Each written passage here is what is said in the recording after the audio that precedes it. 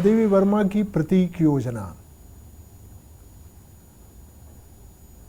महादेवी वर्मा की प्रतीक योजना का मतलब है कि उनकी कविताओं में जो प्रतीक आए हैं उन्हें समझा जाए। उन प्रतीकों को ठीक ठीक न समझने के कारण ही महादेवी वर्मा को उन संदर्भों में समझा गया जिसमें उनकी प्रासंगिकता ठीक ठीक बनती नहीं थी। मसलन उनके प्रतीकों को ठीक से नहीं समझने के कारण वे दुखवादी मान ली गई, पीड़ावादी मान ली गई, पलायनवादी मान ली गई, रहस्यवादिनी मान ली गई। स्वयं रामचंद्र शुक्ल ने उन्हें रहस्यवाद के दायरे में रखा। इसलिए ज़रूरी है कि उनके प्रतीकों को और उन प्रतीकों के सामाजिक आशय को ठीक ठीक समझा जाए। प्रतीक जब हम कहते हैं तो समाज में न सिर्फ साहित्यकारों के बीच बल्कि आम जनता भी कुछ प्रतीकों को मानती है। जैसे हम मानते हैं कि कमल भारतीय संस्कृति का प्रतीक है, जैसे हम मानते हैं कि पीला रंग वसंत का प्रतीक है, हम मानते हैं कि केसरिया बलिदान का प्रतीक है, हम मानते हैं कि सुबह खुशी का प्रतीक है, संध्या अवसान का प्रतीक है। ये हमने धारणाएं मानव समाज ने बना ली हैं। इसलिए सिर्फ कविता में ही नहीं और सिर्फ महादेवी वर्मा के ही यहाँ नहीं और साहित्य में ही नहीं, प्रतीक का अपना महत्व है और आदमी प्रतीकों के सहारे अपना काम करता है। प्रतीक की ज़रूरत ही इसलिए पड़ती है कि हम अपने भीतर के अमूर्त भाव हैं या हमारा जो अपरिभाषित जगत है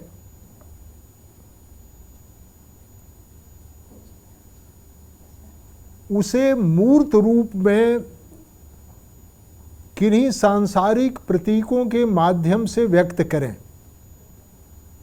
मसलन बलिदान की भावना। अब बलिदान की भावना तो ये भावना है, अमूर्त है। अगर उसे केसरिया रंग से हम प्रतीकित कर देते हैं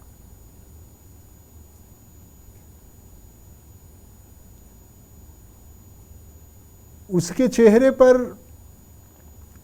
खुशी की लहर दौड़ गई की जगह अगर हम कहते हैं कि उसके चेहरे पर सुबह की लाली थी, अब लहर भी खुशी की लहर है और सुबह की लाली, तो सुबह की लाली एक तरह से प्रतीक है खुशी। इस तरह से मानव समाज में प्रतीक का अपना महत्व है। प्रतीक हमारे सामाजिक संबंधों में भी है। जैसे कोई स्त्री अगर बिंदी लगाती है, सिंदूर लगाती है, तो माना जाता है कि वो ये सुहाग का प्रतीक है। इसी तरह से तरह तरह के प्रतीक बने हुए हैं जिनके माध्यमों से हम सामाजिक जीवन जीते हैं। ये प्रतीक समाज में, परिवार में और राष्ट्र में महत्व रखते हैं। उन प्रतीकों के सहारे हमारा सामाजिक और राष्ट्रीय जीवन चलता है। साहित्य का कारोबार भी प्रतीक के माध्यम से चलता है।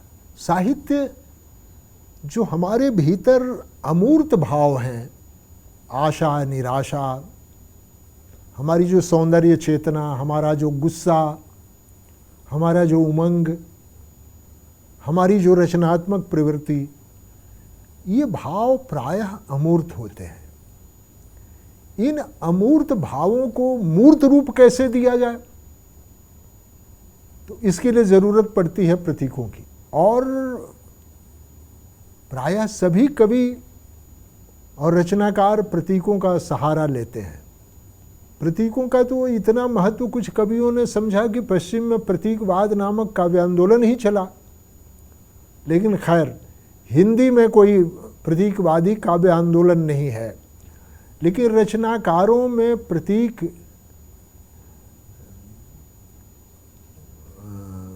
का स्थान है।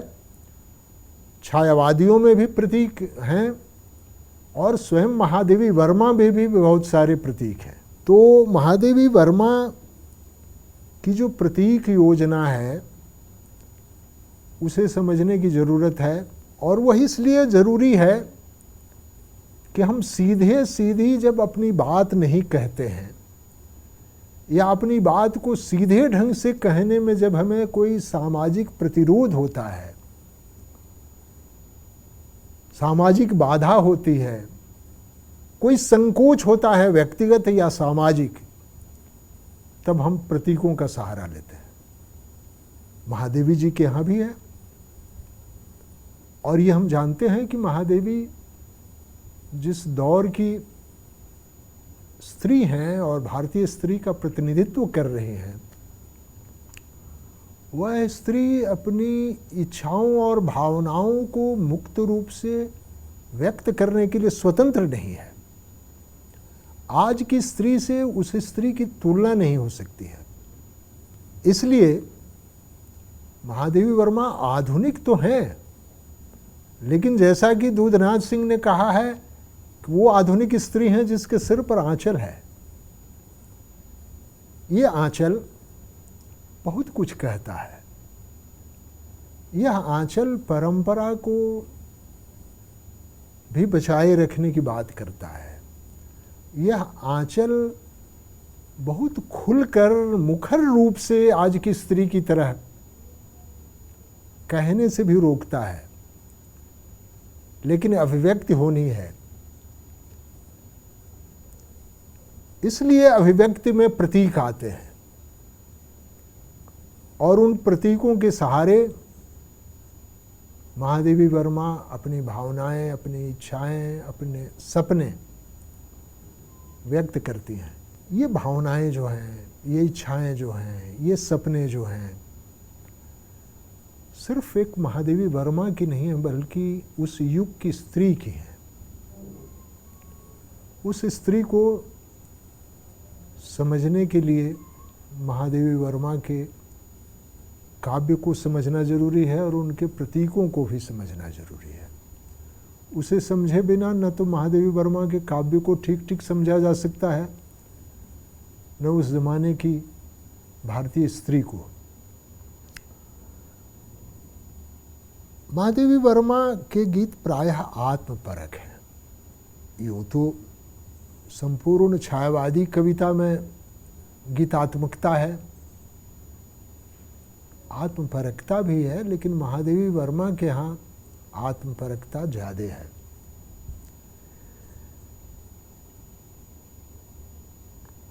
इन आत्मपरक गीतों को आप देखेंगे तो इसमें विसर्जन का भाव है। विसर्जन किन चीजों का? आप ध्यान दें कि महादेवी वर्मा अमरों के लोक में भी नहीं जाना चाहती हैं। वे विसर्जन करना चाहती हैं। विसर्जन किन चीजों का? तो सांसारिक इच्छाओं का, सांसारिक प्रलोभनों का ये विसर्जन। और उन प्रलोभनों को विसर्जित करके पाना क्या है? तो वो उदात्त भाव भूमि जो मनुष्य को ऊपर के धरातल पर ले जाती है। महादेवी वर्मा के जो प्रतीक हैं, महादेवी की इसी कोशिश के प्रतिफल हैं।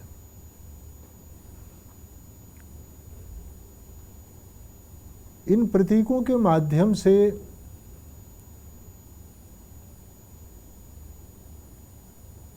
महादेवी वर्मा अपनी कविता को खूबसूरती भी प्रदान करती हैं।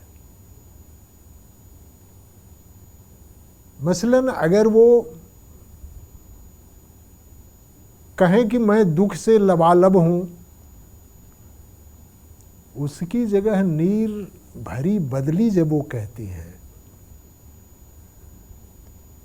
वो जब कहती हैं कि इन आँखों में मैं पलकों में पाल रही हूँ यह सपना सुकुमार किसी का,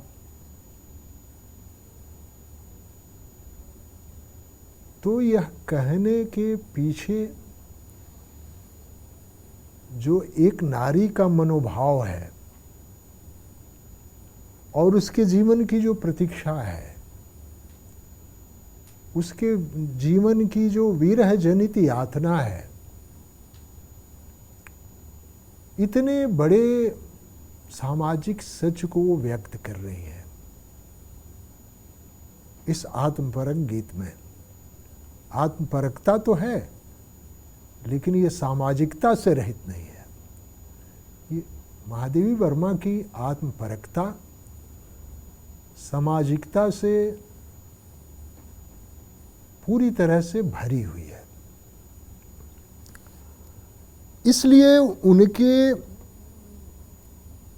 उनकी आत्मपरकता में जो विसर्जन का भाव है, वह स्व के तिरोहित का भाव है। वह लोभ के प्रलोभनों के तिरोहित का भाव है। वह सांसारिक इच्छाओं के तिरोहित का भाव है। उन सांसारिक इच्छाओं से मुक्त होकर, सांसारिक लोभ लालच से, प्रलोभनों से मुक्त होकर हमें निस्वार्थ धरातल पर मनुष्यता को ले जाना है। ये भाव महादेवी वर्मा के आत्मपरक गीतों का है।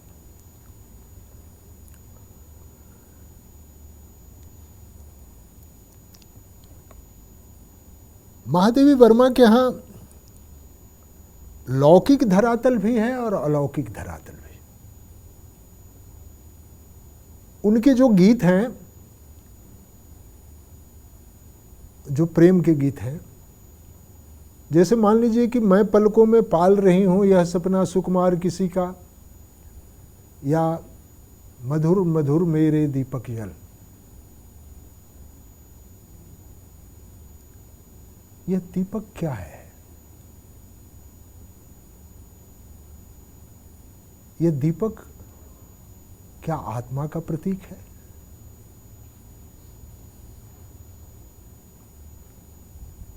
यह दीपक क्या उस प्रतीक्षारत नारी का प्रतीक है जिसे किसी का इंतजार है? जैसे आत्मा को इंतजार है परमात्मा से मिलन का इंतजार, जैसे एक स्त्री को अपने प्रियतम से मिलने का इंतजार है, महादेवी वर्मा ने मधुर मधुर मेरे दीपक जल, यह दीपक एक प्रतीक है। और इस तरह के प्रतीक महादेवी वर्मा जी के यहाँ भरे हुए हैं। दीपक उनका बहुत ही प्रिय प्रतीक है, एक तरह से बहुत बार आने वाला, बहुत से गीतों में आने वाला। और इस प्रतीक को वे बार बार दोहराती हैं। यह प्रतीक आत्मा का भी प्रतीक है। इसी कारण महादेवी वर्मा के गीतों में आध्यात्मिक रंग भी आलोचकों ने देखे हैं। और जो आध्यात्मिकता से मुक्त करके कविता को सांसारिकता के धरातल पर देखना चाहते हैं, ऐसे आलोचकों ने उसे सांसारिक जीवन के संदर्भ में ही देखा है और आत्मा परमात्मा से मुक्त करके उसे स्त्री पुरुष और एक भारतीय स्त्री की प्रतीक्षारत स्थिति और प्रतीक्षारत जिंदगी से जोड़कर उसे देखा है और इस तरह से इस प्रतीक को सार्थक रूप प्रदान करने की कोशिश की है। मंदिर का ये प्रतीक का कारण ये होता है परोक्ष कथन।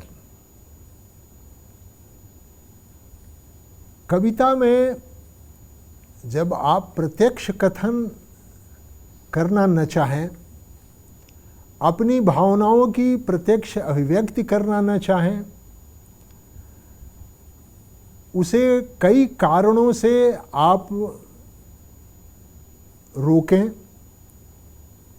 एक तो सामाजिक कारण होते हैं, पारिवारिक कारण होते हैं कि आप अपने अनुभूतियों की, अपनी भावनाओं की प्रत्यक्ष अभिव्यक्ति नहीं कर सकते, सीधे सीधे नहीं कह सकते कि मेरी ये इच्छा है, लेकिन आपको अपनी अभिव्यक्ति करनी है, अपनी भावनाएं व्यक्त करनी है।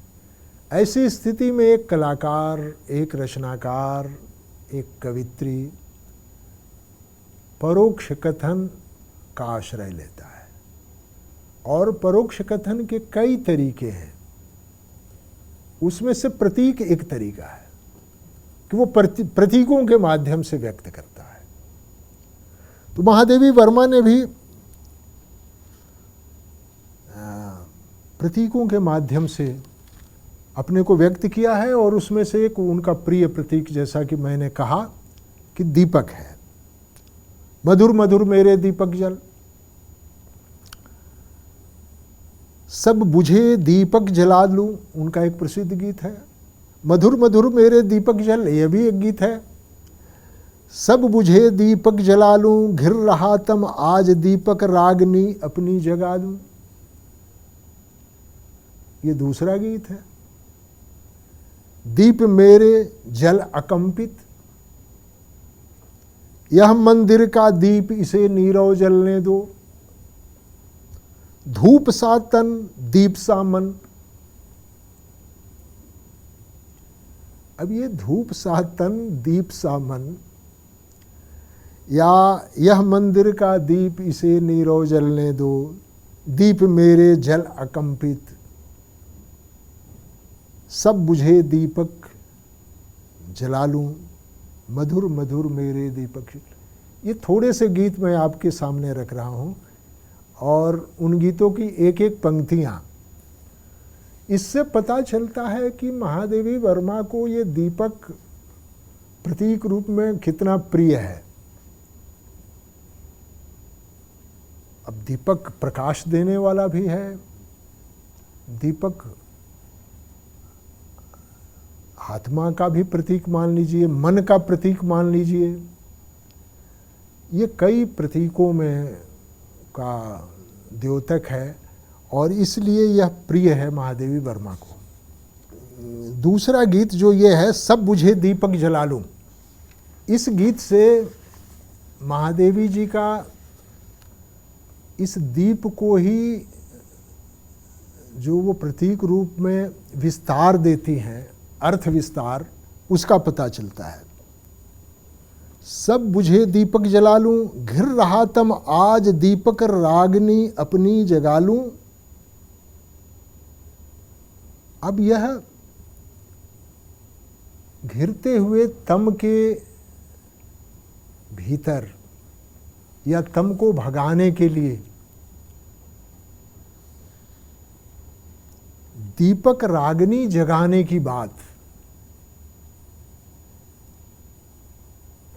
ये वही महादेवी वर्मा यहाँ फिर याद आती हैं जो कहती हैं कि जाग तुझको दूर जाना, या कीर का प्रिय आज पिंजर खोल दो, मुक्ति की आह्वान करने वाली महादेवी वर्मा।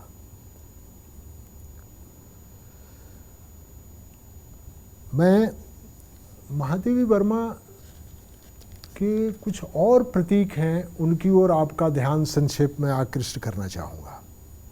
महादेवी जी के यहाँ सांध्य बेला है, आरती है, यह भी एक तरह का प्रतीक है।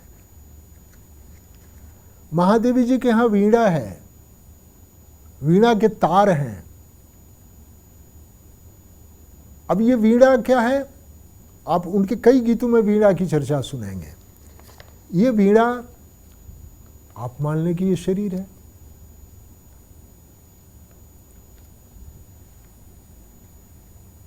ये तार मन है। इस शरीर रूपी तार पर बजता हुआ जो संगीत है और जिसे महादेवी जी बजाना चाहती हैं, इस प्रतीक को आप समझें कि यह वीणा, यह तार महादेवी जी के यहाँ ये जो वीणा और तार का प्रतीक है, आप देखेंगे कि कबीर भी कैसे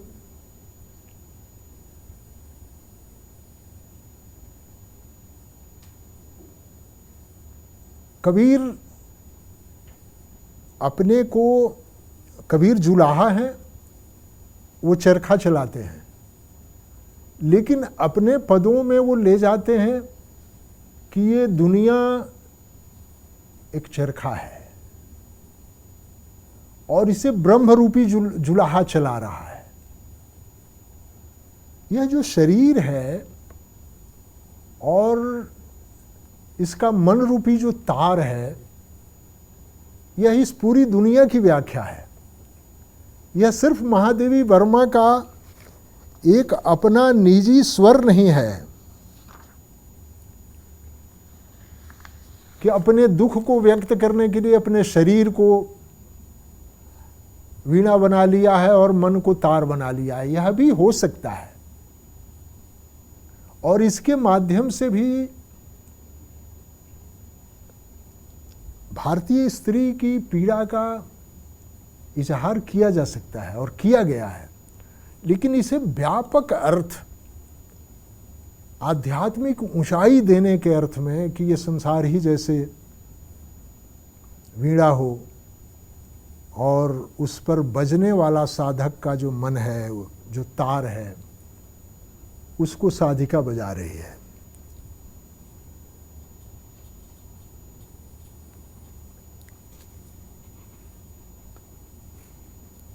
महादेवी जी का एक गीत है कि नहीं अब गाया जाता देव, थकी उंगली हैं ढीले तार।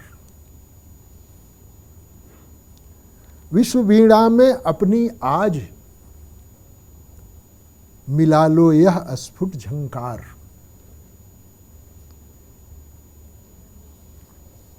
अब यह देखिए कि नहीं अब गाया जाता देव, एक निराशा का स्वर, हताश वाणी, थके मन की आवाज, उदासी का राग।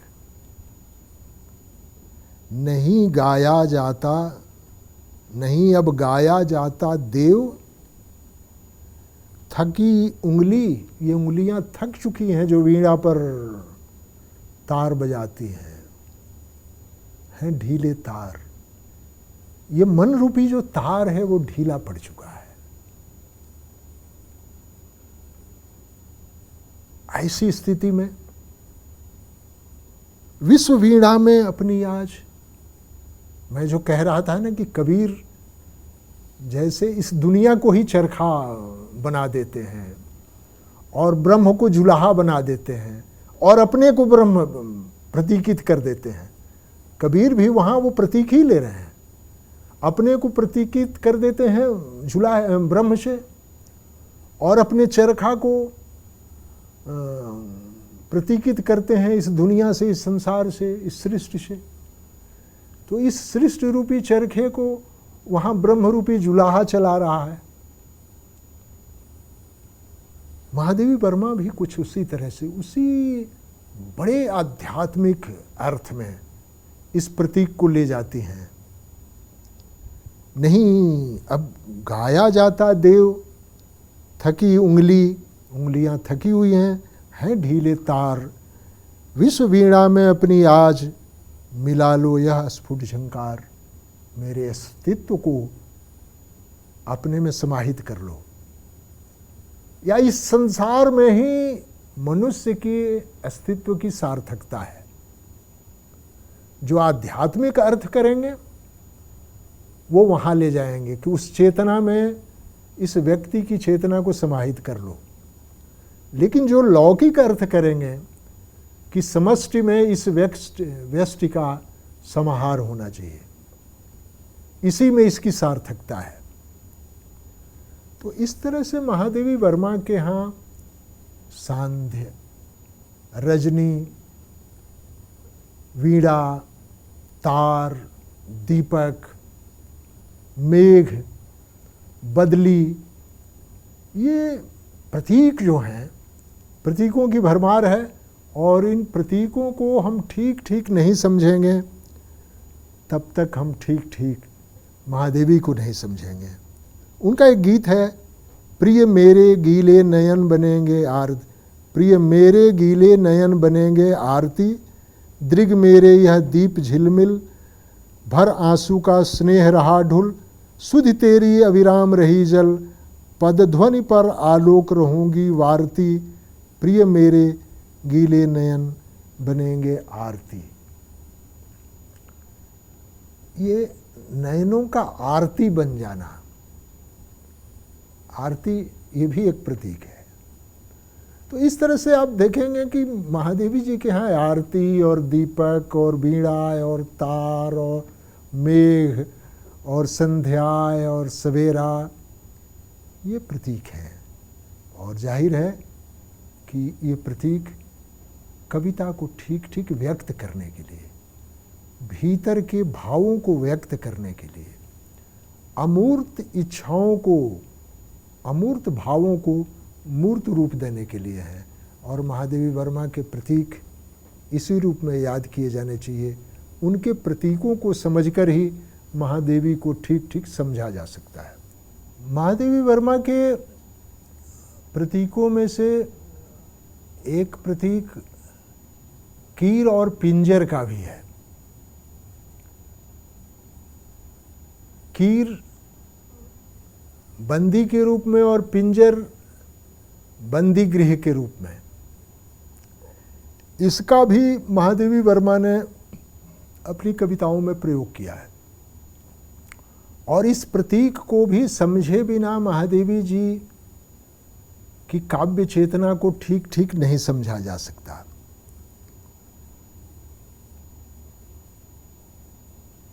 उनकी वो मशहूर कविता है, कीर का प्रिय आज पिंजर खोल दो, वंदनीय स्पंदित व्यथाले सिहरता जड़ मौन पिंजर, हो उठी है चंच छूकर तीलियां भी वेणु सस्वर, आज जड़ता में इसी की बोल दो, कीर का प्रिय आज पिंजर खोल दो। यह जो पिंजर खोलना है, यह पक्षी को मुक्त करना है। यह कीर वो बंदी मनुष्य है जो तरह तरह की सामाजिक जड़ता में घिरा हुआ है, बंदी है। और पिंजर क्या है? तरह तरह के विधि विधान हैं, सामाजिक जड़ताएं हैं, सामाजिक कुरीतियां हैं। इन कुरीतियों के बीच जो फंसा हुआ मनुष्य है, उससे मुक्ति चाहिए। और उसे मुक्त करने के लिए ज़रूरी है कि इस मुक्ति के बंधन को खोल दिया जाए, इस पिंजरे को खोल दिया जाए। महादेवी जी के यहाँ रात और प्रात का भी प्रतीक है। उसके लिए एक चीज आप देखें, निशा को ध्येय दे तार आकेश चांदनी में जब नैने अलकें खोल, कली से कहता था मधुमास बता दो मधु मदिरा का मोल। ये सब प्रतीक ही हैं। राकेश भी एक प्रतीक है, और सुबह भी प्रतीक है, प्रात भी प्रतीक है और रात भी प्रतीक है। इन प्रतीकों के सहारे महादेवी वर्मा की कविता का अर्थ वैभव हम समझ सकते हैं, और उस अर्थ की व्यापकता समाज में कितनी दूर तक जाती है इसे भी समझ सकते हैं। महादेवी वर्मा को इन्हीं अर्थों में प्रतीकों के साथ समझा जा सकता है। ये प्रतीक उनके सामाजिक आशय को भी ठीक ठीक व्यक्त करते हैं। शुक्रिया।